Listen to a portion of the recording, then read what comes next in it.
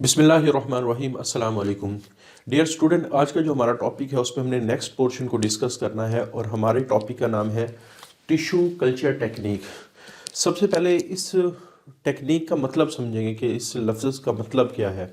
सबसे पहले टिश्यू, जाहिर बात है, ग्रुप ऑफ सेल है। कल्चर का मतलब होता है किसी चीज़ को ग्रो करना, यानी ऐसी टेक्निक जिसमें एक टिश्यू से ग्रो करवा के प्लांट बनाया जाएगा। तो ये क्या बन जाएगी? Tissue culture technique. तो इसकी डेफिनेशन क्या है कि growth of a tissue in artificial liquid medium. तो एक मीडियम के अंदर हमने टिश्यू को ग्रो करवाना है और उसे पूरा प्लांट बना लेना है। अब लिक्विड मीडियम में आमतौर पे ज़्यादातर ग्रोथ सब्सटेंसेस होगी जो प्लांट की ग्रोथ को प्रमोट करती हैं। अच्छा, सबसे पहले क्या टिश्यू से पूरा प्लांट बन सकता है? इसका एक हाइपोथेसिस दिया था एक जर्मन बोटेनिस्ट है, उसने 1902 में, जिसका नाम था गॉटलीब हेबरलैंड। इसने कहा था कि plant cell are totipotent. Plant cells क्या होते हैं? टोटीपोटेंट होते हैं। अब टोटीपोटेंट का मतलब क्या है? अच्छा, वर्ड जो टोटी है वो टोटल से निकला है, टोटल मुकम्मल, और पोटेंट कहते हैं पोटेंसी से निकला है, एबिलिटी। यानी किसी सेल के पास अगर मुकम्मल ऑर्गेनिज्म बनाने की एबिलिटी हो वो टोटीपोटेंट कहलाता है।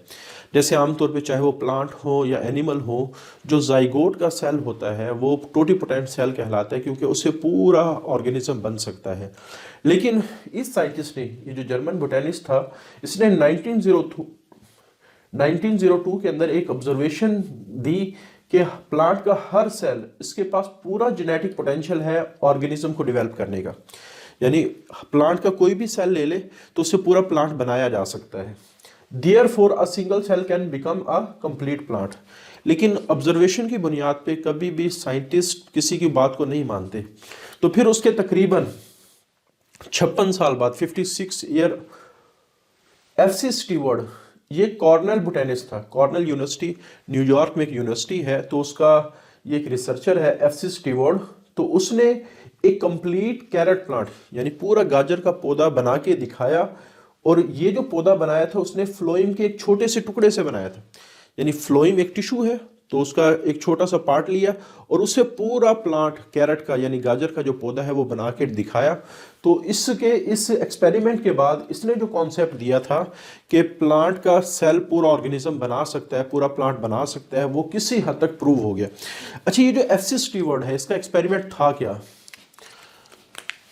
इसका एक्सपेरिमेंट ये था कि इसने सबसे पहले जो फ्लोएम का टिश्यू लिया, तो उस टिश्यू को उसने शुगर ऐड किया, उसमें मिनरल्स, विटामिन और कोकोनट मिल्क। अच्छा, कोकोनट मिल्क में बाद में ये पता चला, यानी उस वक्त तो उसको ये अंदाज़ा था कि कोकोनट मिल्क से प्लांट की ग्रोथ अच्छी होती है, लेकिन उसको ये नहीं पता था कि कोकोनट मिल्क की वजह क्या है, कि इसकी वजह से ग्रोथ क्यों अच्छी होती है। बाद में ये डिस्कवर हुआ कि कोकोनट मिल्क के अंदर साइटोकाइनिन हार्मोन होता है, और ये प्लांट हार्मोन हमने चैप्टर 17 में पढ़ा था कि जो साइटोकाइनिन हार्मोन है ये ग्रोथ प्रमोटर है, ये सेल डिवीजन को प्रमोट करता है। इसका जो वर्ड है ना, साइटोकाइनिन, इसका मतलब ही ये है कि सेल डिवीजन को तेज करने वाला। तो बहरहाल इसने ये सारी चीज़ें ऐड करके कि मीडियम बनाया, लिक्विड मीडियम बनाया, और उस मीडियम के अंदर उसने जो फ्लोएम का टिश्यू है वो रख दिया। When he cultured the cells, कि जब इसने ग्रो करवाया सेल को, तो जो ही इस मीडियम में सेल को रखा गया, टिश्यू को रखा गया, तो सेल डिवाइड करना शुरू कर, और डिवाइड करने के बाद पहले कैलस बनी। अब कैलस का वर्ड बहुत दफ़ा हम पहले भी डिस्कस कर चुके हैं कि कैलस कहा किसको जाता है? जो अनडिफ्रेंशिएटेड सेल का जो ग्रुप है वो कैलस कहलाता है, यानी सेल का जो ग्रुप है। अब सेल के बारे में ये स्पेसिफिक नहीं है किस पार्ट का है। अनडिफरेंशिएटेड सेल वो सेल होते हैं जिसके बारे में पता ना हो कि ये किस पार्ट का सेल हो, नॉन स्पेशलाइज्ड कह लें। तो सबसे पहले ये जो टिश्यू थे उसने एक कैलस बनाई। बाद में कैलस के अंदर रूट्स वाले पोर्शन भी डेवलप होना शुरू हो गए, शूट वाले पोर्शन भी डेवलप होना शुरू हो गए, और कुछ देर बाद या कुछ अरसे बाद एक पूरा कंप्लीट प्लांट बन गया। तो इसका ये एक्सपेरिमेंट ये दुनिया ने पहली दफ़ा देखा कि प्लांट के एक छोटे से टिश्यू से या एक सेल के ग्रुप से पूरा प्लांट बनाया जा सकता है। तो बहरहाल ये हमारे पास discovery of tissue culture technique है कि टिश्यू कल्चर टेक्निक किस तरह डेवलप हुई है। अच्छा, बाद में फिर इस टिश्यू कल्चर टेक्निक को परफॉर्म करने के लिए बहुत सारे मेथड डेवलप किए गए कि एक टिश्यू कल्चर टेक्निक को किस तरह परफॉर्म किया जाएगा। अच्छा, यहाँ एक वर्ड हम इस्तेमाल करते हैं, माइक्रो प्रोपिगेशन। अच्छा, माइक्रो प्रोपिगेशन का मतलब क्या है? प्रोपिगेट का वर्ड जब भी आएगा तो इसका मतलब ये होगा किसी चीज में इजाफा करना, किसी की तादाद को बढ़ाना, ये प्रोपिगेशन कहलाता है। माइक्रो का मतलब है कि हमने इसको छोटे से स्टार्ट करना है, छोटे से टिश्यू से हम स्टार्ट करेंगे कि पहले हम एक प्लांट लेंगे, उस प्लांट के किसी पोर्शन से हम बहुत सारे छोटे छोटे प्लांट बनाएंगे। तो ये जो छोटे छोटे प्लांट बनाना है तो इसको हम कहते हैं माइक्रो प्रोपिगेशन। तो एक प्रोसेस का नाम है, ये कोई टेक्निक नहीं है, ये एक प्रोसेस है जिसमें हम एक प्लांट से, जो पेरेंट प्लांट होता है उससे, उसके किसी भी पोर्शन से बहुत सारे छोटे छोटे सीडलिंग तैयार करते हैं। तो ये माइक्रो प्रोपिगेशन का, यानी आप ये समझ लें कि टिश्यू कल्चर टेक्निक का मकसद होता है माइक्रो प्रोपिगेशन। तो micro propagation tissue culture technique led to a commercial method, कि ये माइक्रो प्रोपिगेशन की तरफ लीड किया टिश्यू कल्चर टेक्निक ने। इसमें क्या होता है माइक्रो प्रोपिगेशन में, हमने करना क्या है कि हमने छोटे छोटे प्लांट सीडलिंग तैयार करने हैं जो एक दूसरे के लिहाज से आइडेंटिकल होंगे, और ये काम हमने एक छोटी सी जगह में करना है। तो ये development of small seedling, thousands की तादाद में, मिलियंस की तादाद में, तो ये माइक्रो प्रोपिगेशन कहलाती है।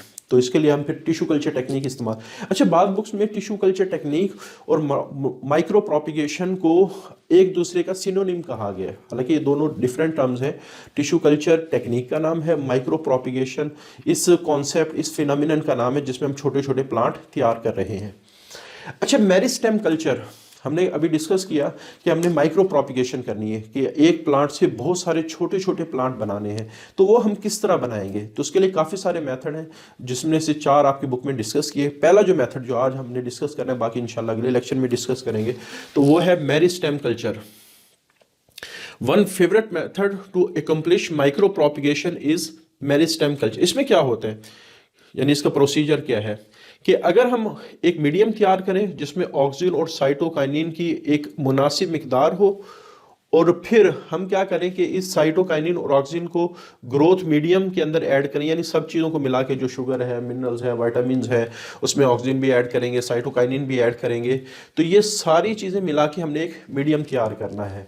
और फिर ये मीडियम को जब हम प्लांट को देंगे, प्लांट में क्या होता है कि प्लांट का जो शूट वाला पोर्शन है, यानी ऊपर वाला पोर्शन है, इस लिक्विड मीडियम की वजह से उसमें काफी सारे छोटे छोटे शूट तैयार होना शुरू हो जाते हैं। ऐसे छोटे छोटे हम क्या करते हैं, फिर इन शूट को रिमूव करते हैं, शूट को रिमूव करते हैं। अच्छा, ये जो हमने टेक्निक बताई है कि ये मेरिस्टेम कल्चर है, उसकी वजह ये है कि ये जो शूट डिवेल्प हो रहे हैं, तो जाहिर बात है, आपको पता है कि प्लांट में वो सेल जो हमेशा डिवाइड होने की सलाहियत रखते हैं वो मेरिस्टेम कहलाते हैं। तो जब हमने ऑक्सीजन और साइटोकाइनिन का एक प्रॉपर बैलेंस के साथ जो लिक्विड मीडियम तैयार करके इस प्लांट को दिया, तो मेरिस्टेम के अंदर बहुत तेजी से ग्रोथ शुरू हुई, और ये जो नए नए छोटे छोटे शूट बने हैं ये सारे मेरिस्टेम से डेवलप हुए हैं। तो इस वजह से इसको हम कहते हैं मेरिस्टेम कल्चर, के हमने प्लांट के मेरिस्टेम से ये छोटे छोटे शूट डेवलप।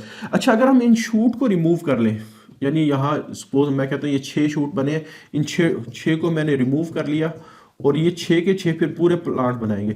और देखने में यह कि जब मैं इनको रिमूव करता हूँ लेकिन लिक्विड मीडियम मौजूद हो तो ये दोबारा शूट बना लेगा। तो इसी एक प्लांट से हम हज़ारों छोटे छोटे शूट डेवलप करते हैं, और इन शूट से फिर छोटे प्लांट यानी प्लांटलेट या सीडलिंग बनाते हैं, और बाद में ये पूरे प्लांट बन सकते हैं। तो बहरहाल ये प्रोसीजर था कि many new shoot will develop from a single shoot tip. तो टिप से हमेशा छोटे छोटे काफ़ी सारे शूट डेवलप होना शुरू होंगे, और जब इन शूट को रिमूव किया जाता है तो नए शूट बन जाएंगे। अच्छा, अब इसकी सिग्निफिकेंस क्या है? अब चूंकि सारे एक ही प्लांट से बन रहे हैं तो ये एसेक्सुअल रिप्रोडक्शन है, और हमने डिस्कस किया था जब भी एसेक्सुअल रिप्रोडक्शन होता है तो बनने वाले जितने भी ऑफस्प्रिंग होते हैं, यानी न्यू जनरेशन जितनी भी आती है, वो सारी जेनेटिकली आइडेंटिकल होती है। तो इस वजह से since shoot are genetically identical, चूंकि सारे शूट एक ही प्लांट से डेवलप हुए तो सारे जेनेटिकली आइडेंटिकल होंगे, और इस वजह से जब ये छोटे छोटे शूट मुकम्मल प्लांट बनाएंगे, the adult plant that develop from them are called clonal plant. इनको क्लोन, क्योंकि क्लोनिंग का लफ्ज़ी मतलब ही कॉपी करना है, तो हमने ये जो मेन प्लांट था, ये सारे जितने भी शूट प्लांट बनाएंगे वो इस मेन की कॉपी होगी, क्योंकि सारों के ट्रेड्स, सारों की खसूसियात एक जैसी हैं। तो ये क्लोनल प्लांट बनेंगे, यानी हम एक प्लांट से हजारों लाखों की तादाद में उसी प्लांट की तरह के नए छोटे छोटे प्लांट बना के उनसे पूरा प्लांट बना सकते हैं। दूसरा, चूंकि सेल यहाँ नहीं बन रहे, यहाँ हमने मेरिस्टेम के पोर्शन को इस्तेमाल किया शूट को डेवलप करने के लिए, और मेरिस्टेम में सेल हमेशा नहीं बन रहे होते, और नए बनने वाली चीज़ आमतौर पे वायरस फ्री होती है। तो वायरस फ्री ये पोर्शन है, तो शूट जो बनेंगे वो भी वायरस फ्री होंगे, और जो प्लांट बनेगा वो भी वायरस फ्री होगा। आपको पता है कि अगर किसी पोर्शन के अंदर वायरस हो, उससे हम प्लांट बनाए और वायरस उस नए प्लांट को इफेक्ट कर दे, तो ना उसकी प्रोडक्शन ठीक होगी, ना उसकी फूड प्रोडक्शन ठीक होगी, ना उसकी ग्रोथ ठीक होगी, और वो खुद कमज़ोर भी हो जाएगा।